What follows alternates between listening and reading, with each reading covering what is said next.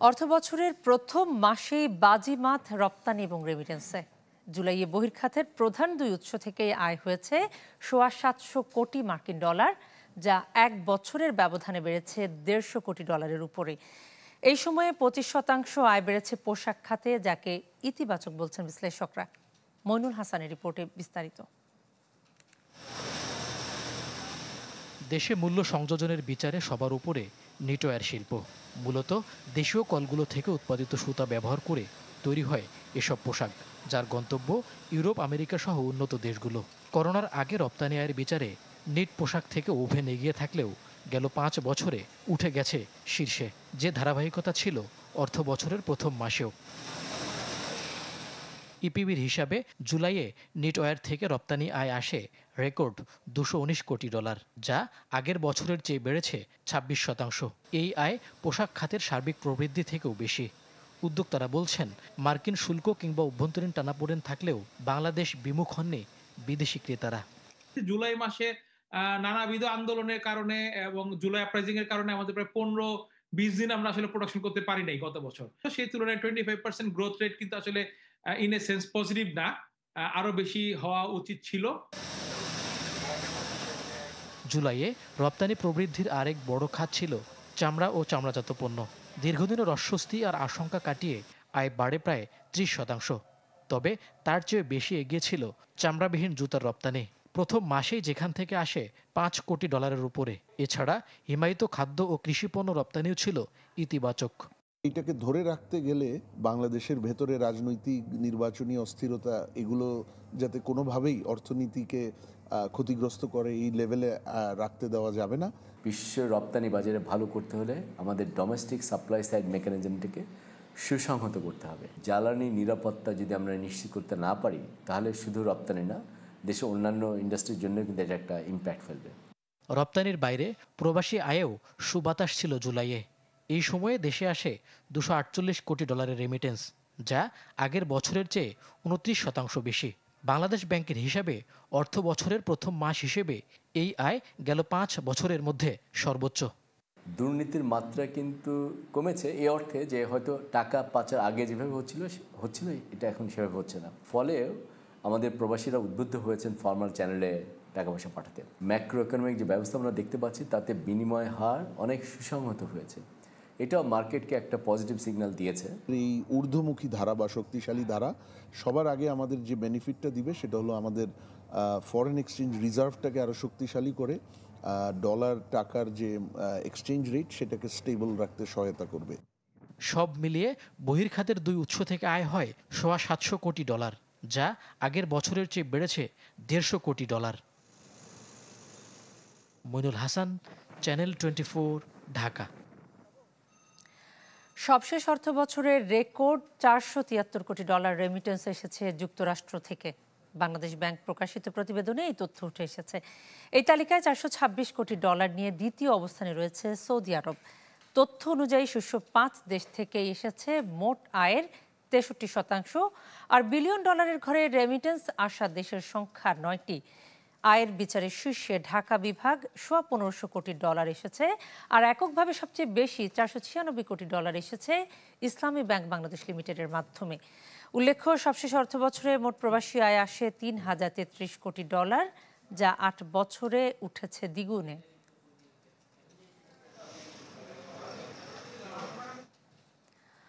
পাল্টা শুল্কারোপের পরও যুক্তরাষ্ট্রের বাজারে রপ্তানি বৃদ্ধির সম্ভাবনা দেশের চামড়া, প্লাস্টিক এবং প্রক্রিয়াজাত খাদ্যপণ্যের মতো উদীয়মান শিল্প খাতে। উদ্যোক্তারা বলছেন, পোশাক শিল্পের মতো সুযোগ সুবিধা নিশ্চিত হলে আর পিছিয়ে থাকতে হবে না। এক্ষেত্রে রপ্তানি বান্ধব শুল্ক কাঠামোর বিকল্প দেখছেন না বিশেষজ্ঞরা। রাকিব হোসেনের রিপোর্টে বিস্তারিত। সিনথেটিক বা চামড়াবিহীন জুতা তৈরিতে এখন বিনিয়োগ বাড়ছে বাংলাদেশে। বিভিন্ন ব্র্যান্ডের এসব পণ্য মার্কিন যুক্তরাষ্ট্রে রপ্তানির ক্ষেত্রে শুল্ক দিতে হচ্ছে 18.5%। কিন্তু 20% পাল্টা শুল্ক কার্যকরের পর বাজারটিতে সেই হার গিয়ে ঠেকবে 38.5%।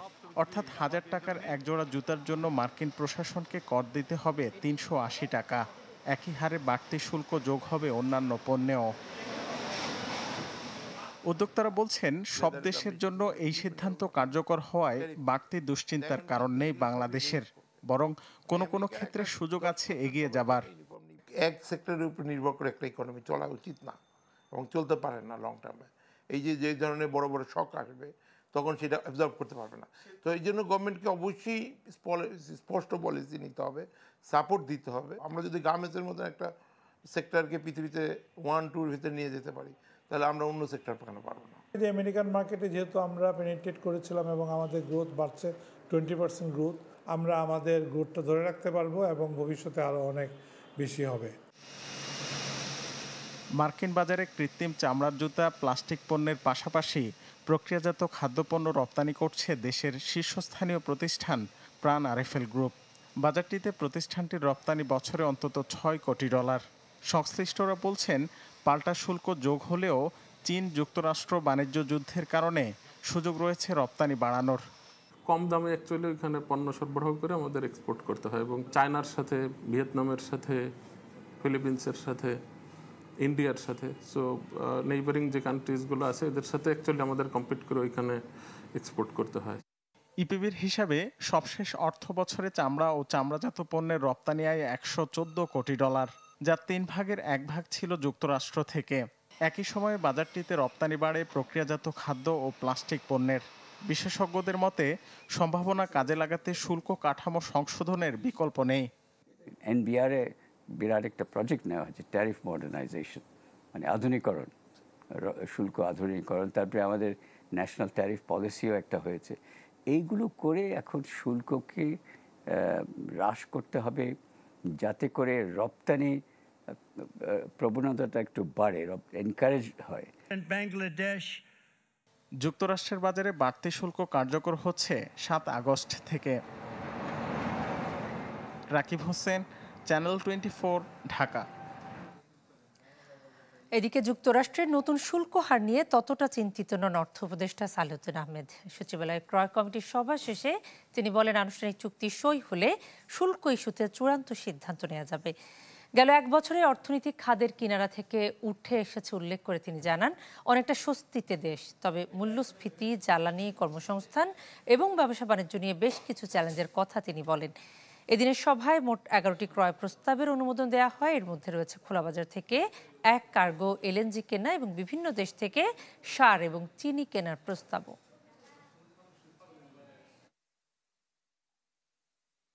35 থেকে 20-এ চলে আসছে, যে এটা কিন্তু মোটামুটি খারাপ না। আর যদি আপনি কম্পেয়ার করেন অন্য দেশের সাথে, তবে কিন্তু বাংলাদেশ কিন্তু খুব খারাপ পজিশনে না কম্পিটিটরের সাথে বলে। এই জন্য আপনারা যে এখন শুনছেন, কিন্তু এটা ফর্মাল একটা চুক্তি হবে, সেখানে আমরা দেখব কোন কোন জায়গায় আমাদের ডিউটি কমাতে হবে, কি কি ইম্পোর্ট করতে হবে, একটু দেখে হয়তো আরেকটু ইসে করতে হবে। আমরা হয়তো চালের অতিরিক্ত দাম, সবজির ঊর্ধ্বগতি কিংবা ডিমের মূল্য বৃদ্ধি সব কিছুকেই ছাপিয়ে বাজারে এখন সবচেয়ে বড় দুশ্চিন্তার নাম হচ্ছে পেঁয়াজের ঝাঁজ।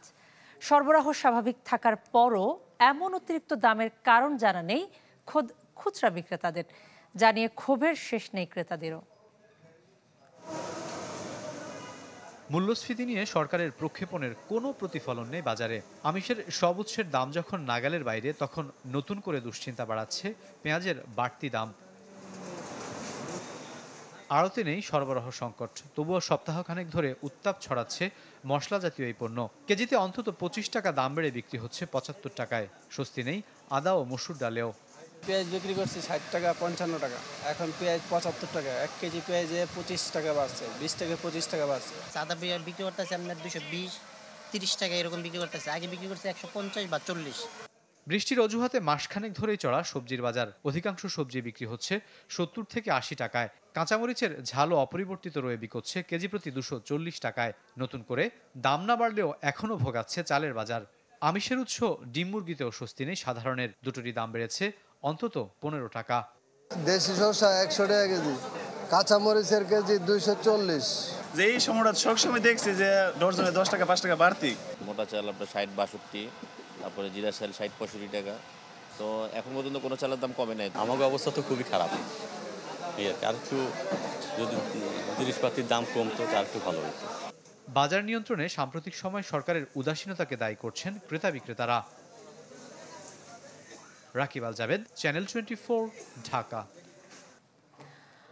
ভারতের উপর ফের 25% শুল্ক আরোপ করলেন মার্কিন প্রেসিডেন্ট ডোনাল্ড ট্রাম্প। এই নিয়ে 2 দফায় দেশটির পণ্যের উপর আরোপিত মার্কিন শুল্ক সেটি পৌঁছালো 50%। হোয়াইট হাউসের অভিযোগ হচ্ছে রাশিয়ার কাছ থেকে তেল কেনায় জরিমানা হিসেবেই এই শুল্ক চাপানো হয়েছে দিল্লির উপর। শুল্ক নিয়ে বিশ্ব বাণিজ্যে আবারও ঝড় তুললেন যুক্তরাষ্ট্রের প্রেসিডেন্ট ডোনাল্ড ট্রাম্প। বেশ কিছুদিন ধরে চলমান উত্তেজনার পর অবশেষে ভারতের পণ্যের ওপর আরও 25% শুল্ক আরোপের ঘোষণা দিলেন তিনি। নতুন এই পদক্ষেপ কার্যকর হবে 21 দিনের মধ্যে। তবে বৃহস্পতিবার থেকেই কার্যকর হতে যাচ্ছে আগের দফায় আরোপিত 25% শুল্ক। ফলে দিল্লির উপর আরোপিত মোট শুল্ক দাঁড়াচ্ছে 50%। এই ঘোষণার মধ্য দিয়ে ট্যারিফ র্যাঙ্কিংয়ে ব্রাজিলের সাথে শীর্ষে ভারত। 2 দেশের ওপরেই আরোপিত শুল্ক 50%। ভারতকে যুক্তরাষ্ট্র বন্ধু রাষ্ট্র হিসেবে আখ্যা দিলেও আকস্মিক এই রোষানলের কারণ রাশিয়া। কিছুদিন আগেই শান্তি চুক্তিতে মধ্যস্থতা করতে মস্কো সফরে যান ট্রাম্পের শীর্ষদূত স্টিভ উইটকফ। এতে ব্যর্থ হলে রাশিয়ার ওপর আরও শুল্ক এবং মিত্র দেশগুলোর ওপর সেকেন্ডারি স্যাংশনের হুঁশিয়ারি দেন ট্রাম্প, যার ধারাবাহিকতায় এলো এই অতিরিক্ত শুল্কারোপের ঘোষণা। হোয়াইট হাউসের দাবি, মস্কোর তেল কেনা অব্যাহত রেখেই পুতিনের যুদ্ধযন্ত্রকে অর্থ যোগাচ্ছে ভারত। ট্রাম্প প্রশাসন বলছে ইউক্রেন যুদ্ধ থামাতে রাশিয়াকে চাপ দিতে এই পদক্ষেপ নিয়েছে তারা। ভারত বিশ্বের 3য় বৃহত্তম তেল আমদানিকারক ও ভোক্তা। 2022 সালে ইউক্রেনে আগ্রাসনের পর পশ্চিমা দেশগুলো মস্কোর তেল কেনা বন্ধ করে দেয়। তখনই ডিসকাউন্টেড মূল্যে রাশিয়ার তেল কিনতে শুরু করে ভারত। শুধু জুন মাসেই রাশিয়ার তেলের আমদানি 17.4% বেড়ে দিনে প্রায় 2 মিলিয়ন ব্যারেলে পৌঁছায়। 2025 সালের জানুয়ারি থেকে জুন পর্যন্ত 6 মাসে প্রতিদিন গড়ে 1.75 মিলিয়ন ব্যারেল রাশিয়ান তেল কিনেছে দিল্লি, যা গেল বছরের তুলনায় 1% বেশি। এই সময় জুড়ে ভারতের মোট তেলের 35%ই এসেছে রাশিয়া থেকে। ট্রাম্পের ঘোষণার পরপরই ধস নামে ভারতীয় শেয়ার বাজারে। ব্লুমবার্গ বলছে আইশেয়ার্স MSCI ইন্ডিয়া ETF নেমে যায় দিনের সর্বনিম্ন পর্যায়ে। তেলের দাম হু হু করে বেড়ে যায় আর রুপির মান পড়ে যায় ডলারের বিপরীতে। আশ্বাস চৌধুরী, চ্যানেল 24। সিরিয়ার উপর বিশ্বের সর্বোচ্চ 41% শুল্ক আরোপ করেছে মার্কিন প্রেসিডেন্ট ডোনাল্ড ট্রাম্প। 3 মাস আগে সিরিয়ার উপর যুক্তরাষ্ট্রের সকল নিষেধাজ্ঞা উঠিয়ে নেওয়ার পর এই সিদ্ধান্তের কথা জানায় ওয়াশিংটন। ইসরায়েলের সাথে সম্পর্ক উন্নয়নের চাপ দিতেই দেশটির উপর এই শুল্কের খড়গ বলে জানান বিশ্লেষকরা। সিরিয়া এবং যুক্তরাষ্ট্রের মধ্যে বড় ধরনের কোনো বাণিজ্য নেই। 2023 সালে মাত্র $11.3 মিলিয়ন পণ্য আমদানির বিপরীতে সিরিয়ায় $1.5 মিলিয়ন পণ্য রপ্তানি করেছে যুক্তরাষ্ট্র। সিরিয়া থেকে আমদানি করা পণ্যের মধ্যে সুগন্ধি এবং মশলার প্রাধান্যই বেশি।